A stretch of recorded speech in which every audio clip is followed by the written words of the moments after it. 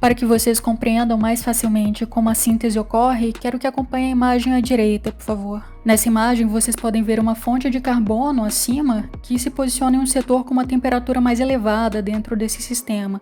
Esse carbono vai se desprender da fonte original e se dirigir ao diamante em amarelo que está sendo formado. Entretanto, no início dessa síntese, nós ainda não teremos um diamante que está em amarelo. O que teremos é apenas a semente em verde. Essa semente é um diamante pré-formado que está posicionado num setor de menor temperatura dentro desse sistema. E esse gradiente de temperatura é necessário porque estimula o carbono a se desprender de sua fonte e migrar até regiões de menor temperatura. E ao encontrar a semente, o carbono vai se depositar nela. E isso vai fazer com que um único diamante se cristalize e não vários e pequenos diamantes. Bom, é evidente que o carbono não irá livremente até a semente. Esse átomo vai atravessar um líquido enriquecido em metais, que são usualmente ferro, níquel e cobalto.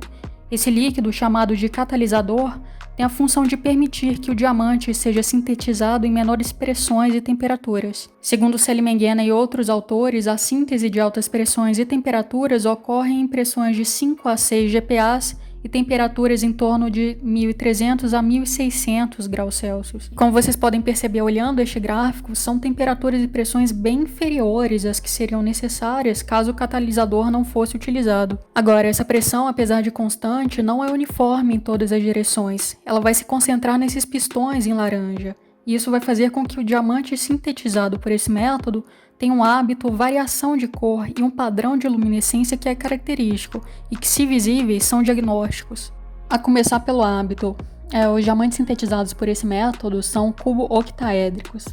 Já os naturais são usualmente octaédricos, né? A gente está percebendo aqui por essas imagens que não é muito difícil você distinguir um diamante sintetizado por esse método de um diamante natural. Agora, se você estiver analisando um diamante que já foi lapidado, o óbvio é inicialmente procurar por alguma inscrição a laser no pavilhão da gema. Isso porque gemas que foram previamente analisadas por laboratórios gemológicos podem exibir a inscrição do número do certificado. E com o número em mãos, você tem acesso ao certificado gemológico que atesta se esse diamante é natural ou não.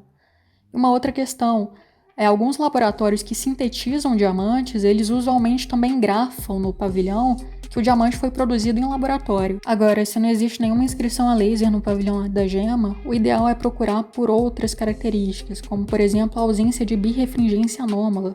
A ausência de birrefringência anômala é um indicativo muito bom de que se trata de um diamante sintetizado por altas pressões e temperaturas.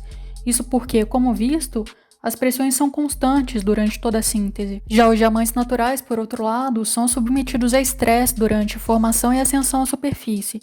Isso faz com que distorções na estrutura cristalina sejam extremamente comuns, o que culmina em birrefringência anômala que é vista em polarizadores cruzados. Entretanto, outro método de síntese muito comum, que é a deposição por vapores químicos, ou CVD, também geram diamantes que apresentam birrefringência anômala. Portanto, caso um diamante apresente essa feição, não se pode concluir que é natural. Uma outra característica diagnóstica é a presença de inclusões metálicas nesses diamantes. Essas inclusões fazem com que esses diamantes consigam atrair ímãs. Essas características se formam devido ao aprisionamento dos catalisadores, aqueles líquidos utilizados no processo de síntese desses diamantes. O hábito dessas inclusões também é muito diferente daquelas vistas em diamantes naturais. Elas podem exibir tanto feições alongadas quanto geométricas. Os diamantes sintetizados por esse método, que são coloridos, ou seja, são fancy, e é muito importante que você saiba que existem diamantes fancy sintetizados por esse método, podem exibir zoneamento de cor, como eu falei anteriormente. Para ficar mais fácil pra gente, aqui eu vou dar ênfase para os diamantes azuis e amarelos, ok? Eu falei para vocês que a pressão exercida durante a síntese é constante, ou seja, ela permanece entre 5 a 6 GPa durante todo o processo, né? Por isso que esses diamantes não apresentam birrefringência anômala, correto?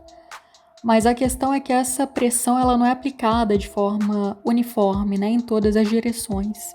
Isso vai fazer com que as impurezas de boro, né, se a gente está lidando com diamante do tipo 2 e nitrogênio em diamantes do tipo 1, e sobre um parênteses aqui, se você não entende o que são diamantes tipo 2 e tipo 1, existe um vídeo que eu fiz só sobre isso, tá? Eu recomendo que vocês vejam.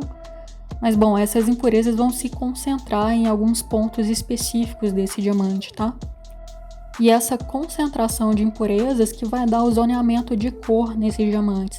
Esse zoneamento também pode formar padrões geométricos. Esses padrões geométricos são causados por aqueles pistões que imprimem a força no momento da síntese, se lembram?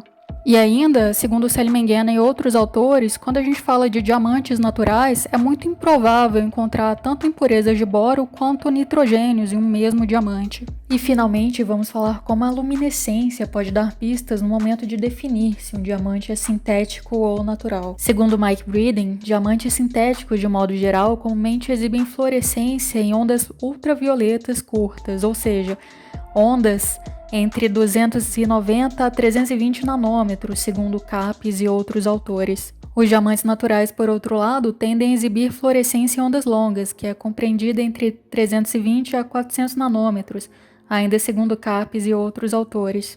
Isso é válido, segundo Mengele, tanto para diamantes incolores quanto para os tipo Fancy. Essas cores também costumam variar. 92% dos diamantes naturais possuem fluorescência azulada. Já os sintéticos comumente exibem fluorescência de cor laranja, amarelada ou ainda esverdeada. Além disso, a grande maioria dos diamantes incolores sintetizados por altas pressões e temperaturas não exibem fluorescência em ondas longas.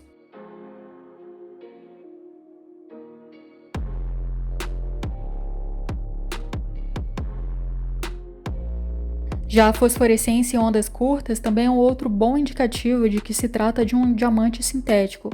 Diamantes naturais, segundo Mike Breeden, caso possuam fosforescência em ondas curtas, será bastante discreta. Segundo Selim Mengele, diamantes sintetizados por esse método ainda podem exibir uma fosforescência sutil que dura alguns segundos e é de cor azul, caso o diamante seja incolor ou também azul.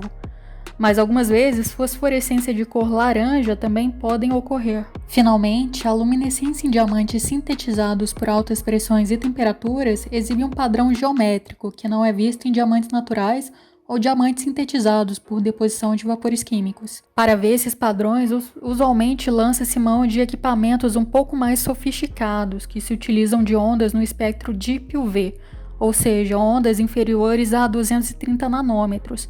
Apesar de lâmpadas Deep UV poderem ser encontradas na internet, particularmente não recomendo sua utilização, já que expor sua visão a lâmpadas desse tipo é algo bastante contraindicado.